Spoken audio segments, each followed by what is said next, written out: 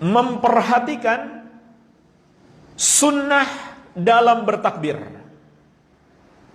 Ketentuan khusus dalam bertakbir ini harus diperhatikan. Ini juga termasuk amalan yang perlu kita beri perhatian. Sunnah khusus dalam bertakbir. Apa saja yang disunahkan? Di antaranya dianjurkan mengeraskan suara bagi kaum laki-laki. Perempuan tidak. Namun mengeraskan suara bukan teriak-teriak. Jadi mengeraskan suara. Ini sunnah. Dan pada dasarnya, sebagaimana telah kita pahami, zikir itu dipelankan. Khusus untuk hari-hari ini dikeraskan. Sebagaimana diriwayatkan Al-Bukhari, wa kana Ibnu Umar wa Abu Hurairah yakhrujani ila suq fi ayyamil ashr yukabbirani wa yukabbirun nasu bitakbirihima. Ibnu Umar dan Abu Hurairah keluar menuju pasar di hari-hari 10 pertama bulan Dzulhijjah ini. Mereka berdua bertakbir dan manusia pun bertakbir seperti takbir mereka berdua.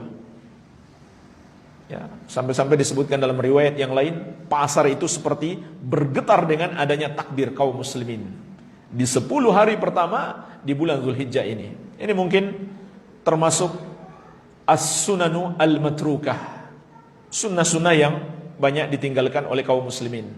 Dulu di masa sahabat, pasar bergemuruh dengan takbir. Iya.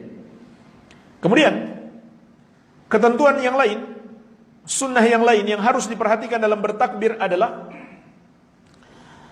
takbir itu terbagi dua. Takbir mutlak dan takbir muqayyad. Ini dalam Idul Adha. Adapun Idul Fitri hanya ada takbir mutlak. Tidak ada takbir muqayyad. Apa itu takbir mutlak?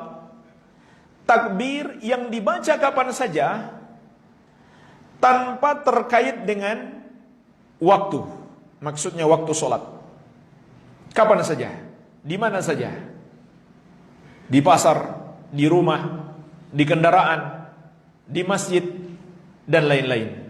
Kecuali tentunya di WC, di tempat-tempat kotor, tidak boleh dilepaskan tapi dalam hati. Ini namanya takbir muqayyad, tanpa terkait waktu, kapan dan di mana saja. Yang kedua takbir muqayyad, takbir yang terkait dengan waktu sholat, yaitu sholat 5 waktu. Maka dua bentuk takbir ini waktunya beda. Takbir mutlak waktunya adalah tanggal 1 Dzulhijjah sampai 13 Dzulhijjah, sampai terbenam matahari. Berapa hari semuanya? 13. Tanggal 1 sampai 13 Dzulhijjah sampai terbenam matahari. Adapun takbir muqayyad, takbir yang kita lakukan setelah sholat, waktunya adalah dimulai ba'da subuh hari Arafah, tanggal 9 Dzulhijjah. Terus kita lakukan setiap habis sholat sampai ba'da asar 13 Dzulhijjah.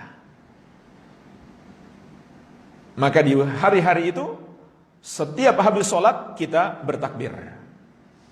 Adapun Idul Fitri tidak ada habis sholat, takbirnya mutlak, kapan dan di mana saja.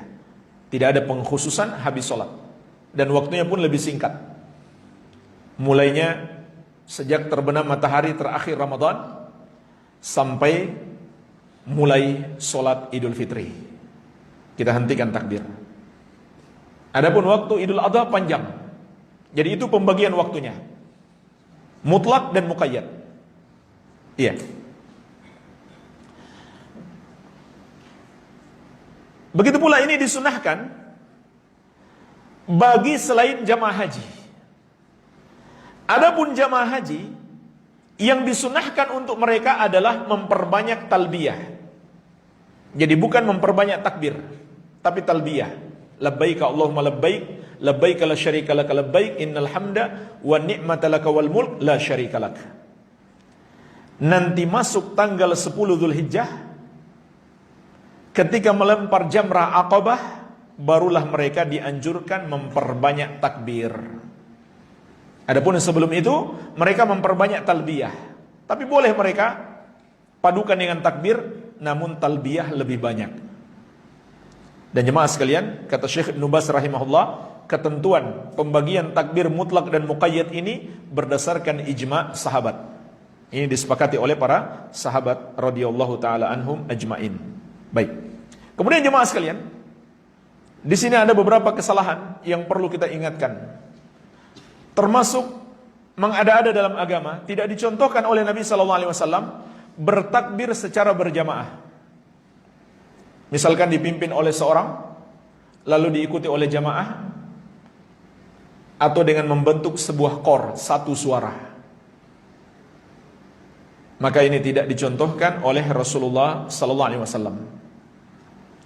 Begitu pula termasuk kemungkaran bertakbir sambil konvoi di jalanan. Ini tidak ada contoh dari Nabi SAW dan juga sangat mengganggu orang, bikin macet jalan. Ini dosa besar. Dengan sengaja membuat macet jalan dengan melakukan amalan yang tidak disyariatkan. Dan yang paling parah adalah bertakbir dengan nyanyian dan alat-alat musik. Bahkan sebagian ulama menyebutkan ini termasuk kekafiran. Tentu orang yang melakukannya karena dia bodoh, dia jahil, dia mendapatkan uzur. Kita tidak kafirkan. Tapi perbuatannya ini sampai tingkat kekafiran. Kenapa? Karena ini termasuk penghinaan. Karena nyanyian dan musik hukumnya haram.